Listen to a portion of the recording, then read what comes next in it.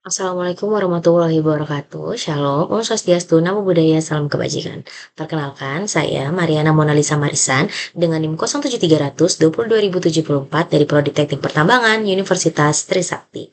Jadi kali ini untuk memenuhi nilai tugas ketiga mata kuliah Undang-Undang Kebijakan Tambang, saya membuat presentasi mengenai perbedaan Undang-Undang Nomor 4 Tahun 2009 dengan Undang-Undang Nomor 3 Tahun 2010.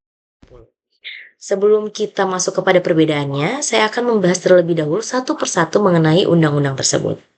Yang pertama, tentang Undang-Undang Nomor 4 Tahun 2009. Jadi undang-undang ini adalah undang-undang tentang pertambangan mineral dan batu bara atau minerba yang bertujuan untuk mengatur pengelolaan Indonesia secara berkelanjutan, efektif, dan juga berorientasi pada kepentingan nasional. Adapun beberapa poin utama dalam undang-undang ini yang sudah saya ambil garis besarnya. Yang pertama, mengenai wilayah pertambangan atau WP. Jadi undang-undang ini mengatur pembagian wilayah pertambangan yang terdiri dari wilayah usaha pertambangan atau WUP, kemudian wilayah izin usaha pertambangan khusus atau WIUPK, dan wilayah pencadangan negara atau WPN. Nah, wilayah-wilayah ini dikelola oleh pemerintah pusat dan daerah untuk memastikan sumber daya yang dikelola secara adil dan merata. Lalu yang kedua mengenai jenis izin usaha pertambangan. Untuk Undang-Undang Nomor 4 Tahun 2009 ini mengatur beberapa jenis izin pertambangan, yaitu yang pertama ada jenis usaha pertambangan atau IUP untuk usaha pertambangan. Yang kedua ada izin usaha pertambangan khusus atau IUPK yang bertujuan yang berlaku untuk wilayah pertambangan khusus. Lalu yang ketiga ada izin penambangan rakyat atau IPR. Ini merupakan salah satu bentuk kegiatan penambangan rakyat skala kecil. Lalu yang keempat, izin usaha jasa pertambangan atau IUJP untuk kegiatan jasa penunjang pertambangan. Untuk poin yang keempat mengenai kewajiban pengelolaan dan pemurnian. Jadi pemegang IUP dan IUPK wajib melakukan pengelolaan dan pemurnian hasil tambang di dalam negeri untuk meningkatkan nilai tambah dan mengurangi ketergantungan pada ekspor bahan mentah. Lalu berikutnya untuk poin keempat mengenai pemberdayaan masyarakat dan pengelolaan lingkungan. Jadi undang-undang ini sendiri menetapkan bahwa perusahaan pertambangan wajib memperdayakan masyarakat lokal dan mengelola lingkungan. Perusahaan juga wajib melakukan reklamasi dan pasca tambang untuk meminimalkan dampak lingkungan. Lalu untuk poin yang kelima tentang hak dan kewajiban pemegang IUP dan IUPK. Pemegang izin memiliki hak untuk mengakses wilayah pertambangan dan melakukan kegiatan usaha, tetapi juga wajib melaksanakan ketentuan terkait pajak, royalti, dan kontribusi lainnya pemerintah. Lalu untuk poin yang berikutnya mengenai peran pemerintah dan pemerintah daerah. Jadi di sini dimaksudkan untuk pemerintah pusat dan juga pemerintah daerah yang memiliki wewenang dalam memberi izin dan pengawasan terhadap kegiatan pertambangan. Ini juga termasuk penetapan wilayah, penerbitan izin, dan pengawasan terhadap kepatuhan perusahaan pertambangan. Lalu yang terakhir, sanksi administratif dan juga pidana. Undang-undang ini memuat ketentuan sanksi administratif dan pidana bagi pihak yang melanggar aturan, termasuk denda, kemudian ada hukuman penjara yang dimaksudkan untuk memastikan kepatuhan terhadap peraturan yang ada. Jadi undang-undang ini sendiri dirancangkan untuk mendorong pengelolaan sumber daya alam yang bertanggung jawab dan efisien dengan memperhatikan aspek lingkungan dan juga kesejahteraan masyarakat yang ada di sekitar pertambangan. Lalu setelah tadi kita sudah membahas tentang Undang-Undang Nomor 4 Tahun 2009, kemudian akan saya bahas lagi mengenai Undang-Undang Nomor 3 Tahun 2020. Jadi Undang-Undang Nomor 3 Tahun 2020 merupakan revisi dari Undang-Undang Nomor 4 Tahun 2009 yang tadi tentang pertambangan mineral dan batu bara atau minerba. Jadi undang-undang ini memperkenalkan berbagai perubahan penting dalam pertambangan di Indonesia seiring berjalannya waktu. Berikut adalah beberapa poin utama yang saya ambil garis besarnya pada Undang-Undang Nomor 3 Tahun 2020. Yang pertama membahas mengenai perpanjangan izin usaha pertambangan atau IUP. Undang-undang ini memberikan jaminan perpanjangan otomatis kepada pemegang IUP yang memenuhi persyaratan tertentu untuk menjaga keberlanjutan investasi. Kemudian yang kedua, kewenangan pemerintah pusat.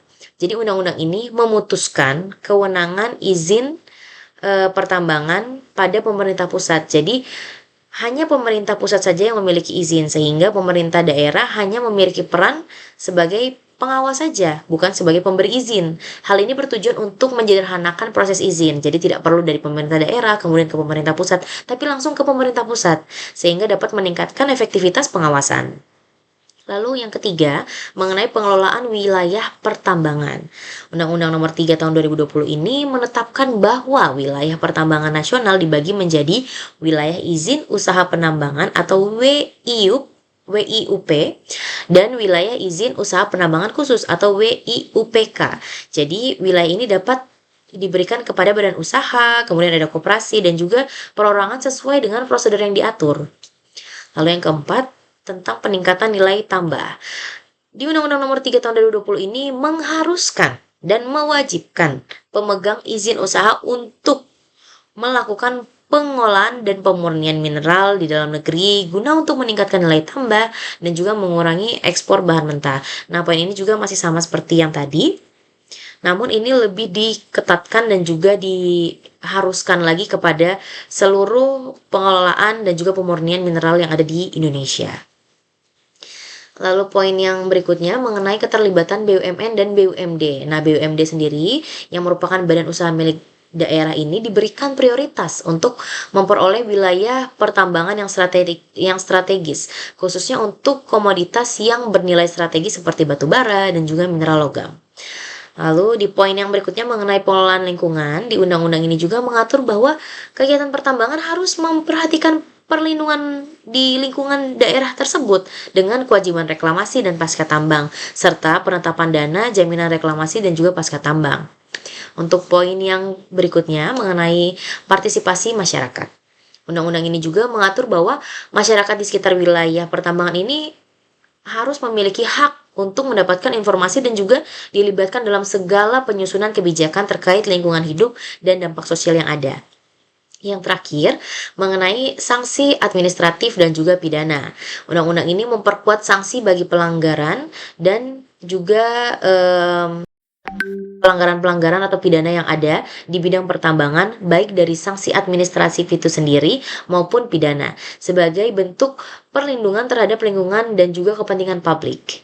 Nah, jadi Undang-Undang Nomor 3 Tahun 2020 ini bertujuan untuk memperkuat pengelolaan sumber daya mineral dan batu bara di Indonesia agar lebih efektif, berkelanjutan, serta berorientasi pada kepentingan nasional dan lingkungan. Setelah tadi kita sudah membahas mengenai Undang-Undang Nomor 4 Tahun 2009 dan juga Undang-Undang Nomor 3 Tahun 2020, mari kita bahas satu persatu perbedaan yang ada. Perbedaan yang pertama, mengenai kewenangan pemerintah pusat versus pemerintah daerah. Jika di Undang-Undang Nomor 4 Tahun 2009, kewenangan untuk mengeluarkan izin tambang dibagi antara pemerintah pusat dan pemerintah daerah. Jadi pemerintah daerah juga memiliki peran penting dalam pemberi izin usaha penambangan di wilayahnya. Nah, untuk Undang-Undang Nomor 3 Tahun 2020 ya, kewenangan ini diubah sehingga pengelolaan pertambangan dipusatkan hanya di pemerintahan pusat saja. Mulai dari pemerintah daerah sudah tidak punya wewenang lagi. Jadi untuk pemberian izin usaha hanya diberikan oleh pemerintah pusat. Ketika pemerintah daerah berperan dalam pengawasan, pemerintah daerah tidak diberikan izin untuk memberikan izin kepada para pembangun usaha untuk membuka pertambangan di wilayah tersebut. Jadi pemerintah daerah hanya berperan dalam pengawasan saja, tetapi tidak lagi memiliki kewenangan untuk menerbitkan izin. Hal ini bertujuan untuk menyederhanakan proses perizinan dan memastikan konsistensi pengelolaan sumber daya alam di seluruh wilayah. Karena seperti yang kita tahu, wilayah Indonesia merupakan salah satu wilayah yang besar. Jadi kemungkinan terjadinya perbedaan pemberian izin dari wilayah satu dan wilayah lainnya itu sangat mungkin. Itulah mengapa hanya diberikan izin dari pemerintah pusat saja, sehingga segala bentuk izin yang masuk dan juga keluar itu terpusatkan di satu pemerintahan saja, yaitu pemerintah pusat, sehingga tidak perlu mengeluarkan waktu yang begitu banyak, lalu kemudian mengeluarkan izin yang begitu banyak dari pihak-pihak lainnya, jadi cukup di satu pihak dan juga lebih efisiensi dalam waktu. Berikutnya adalah perpanjangan otomatis IUP dan IUPK. Jika di Undang-Undang Nomor 4 Tahun 2009 tadi, perpanjangan izin usaha pertambangan tidak dijamin secara otomatis dan memerlukan prosedur yang cukup ketat termasuk izin pemerintahan daerah. Nah, karena tadi di yang sebelumnya wewenang pemerintahan daerah tadi sudah dicabut izinnya, ya. Jadi tidak ada lagi perizinan dari pemerintah daerah, maka di tahun 2020 pada Undang-Undang Nomor 3 ini memberikan jaminan perpanjangan otomatis bagi pemegang IUP dan IUPK selama memenuhi syarat yang berlaku, sehingga memberikan kepastian investasi yang lebih besar bagi pemegang izin. Berikutnya mengenai pengelolaan lingkungan dan dana reklamasi. Kalau di Undang-Undang Nomor 4 Tahun 2009 tadi memuat kewajiban bagi perusahaan pertambangan untuk melakukan reklamasi dan juga pengelolaan lingkungan, tetapi pengaturan dan pengawasan dana reklamasi itu masih belum diatur secara spesifik. Di Undang-Undang Nomor 3 Tahun 2020 sudah dilakukan penyempurnaan dengan ketentuan mengenai pengelolaan lingkungan dengan mengharuskan perusahaan menyetorkan dana jaminan reklamasi dan pasca tambang yang diawasi oleh pemerintah pusat untuk memastikan bahwa kegiatan reklamasi ini benar-benar dilakukan. Jadi sudah benar-benar fix dana reklamasi sekian, untuk pasca tambang sekian, sehingga nanti akan ada laporan untuk pemerintah pusat bahwasannya sudah dilakukan reklamasi ataupun pasca tambang dengan dana sekian dan juga tanggal sekian di lokasi sekian, sehingga lebih jelas lagi kegiatan reklamasi dan pasca tambang yang dilakukan di pertambangan tersebut. Berikutnya mengenai kewajiban pengelolaan dan pemurnian dalam negeri.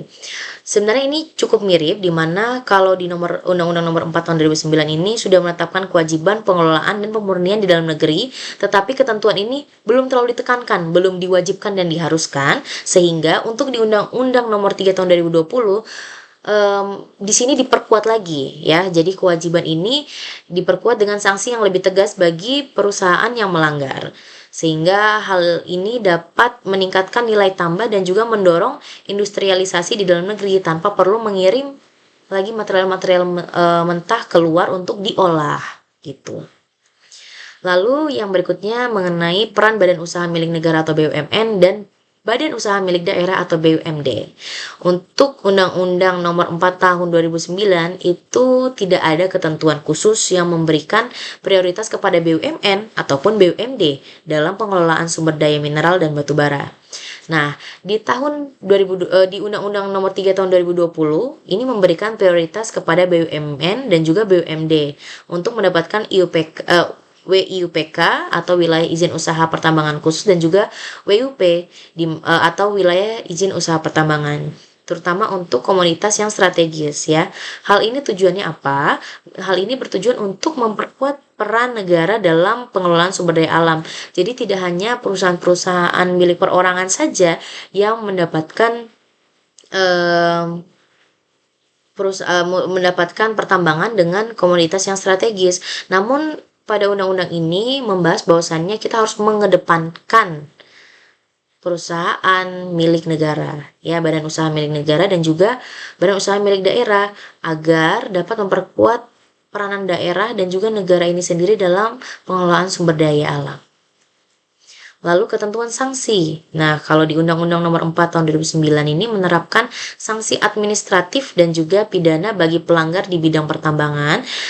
Walaupun sudah ada, namun sanksi tidak diatur dengan spesifik untuk setiap pelanggaran-pelanggaran yang ada.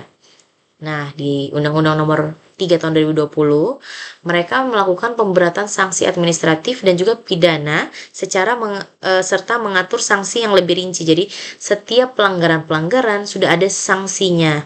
Jadi, untuk sanksi perusahaan yang tidak melakukan reklamasi dan juga pasca tambang akan diberikan penekanan sanksi yang lebih kuat lagi agar tidak terjadi kepada perusahaan-perusahaan yang lainnya. Berikutnya, penambahan izin usaha jasa pertambangan atau IUJP. Jika di Undang-Undang Nomor 4 Tahun 2009 ini mengatur beberapa jenis izin seperti IUP dan juga IUPK, tetapi pengaturan untuk IUJP ini tidak terlalu detail.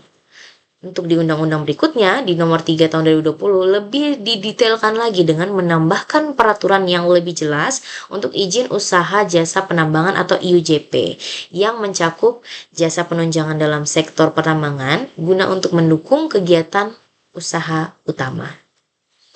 Nah, yang bisa saya simpulkan dari Undang-Undang nomor 3 tahun 2020 dan nomor 4 tahun 2009 memiliki perbedaan yang positif, di mana Undang-Undang nomor 3 tahun 2020 ini memperkuat kewenangan pemerintah pusat dalam pertambangan, kemudian memberikan perpanjangan otomatis izin pertambangan bagi pemegang izin yang memenuhi syarat, dan menekankan kewajiban pengelolaan hasil tambang dalam negeri. Undang-undang ini juga meningkatkan prioritas bagi BUMN dan BUMD untuk mendapatkan lahan yang strategis untuk melakukan pertambangan dengan mineral-mineral yang strategis juga, dibandingkan dengan undang-undang yang sebelumnya tidak memberikan prioritas kepada badan usaha milik negara dan milik daerah. Lalu, memperberat sanksi bagi pelanggaran lingkungan dan mengatur dana jaminan reklamasi secara lebih ketat. Jadi perubahan ini sebenarnya bertujuan untuk meningkatkan nilai tambah, kemudian kapasitas investasi, dan keberlanjutan lingkungan dalam industri pertambangan. Sehingga saya menarik kesimpulan bahwa Undang-Undang Nomor 3 ini melengkapi apa yang belum lengkap di Undang-Undang Nomor 4 tahun 2009 dengan mempertegas dan juga memperdetail segala undang-undang yang ada di tahun 2009 nomor 4 tadi. Kurang lebihnya seperti itu penjelasan yang bisa saya jelaskan mengenai perbedaan Undang-Undang Nomor 4 Tahun 2009 dan juga Undang-Undang Nomor 3 Tahun 2020. Kiranya presentasi saya ini dapat memenuhi nilai saya pada mata kuliah Undang-Undang dan Kebijakan Tambang. Akhir kata saya mengucapkan terima kasih.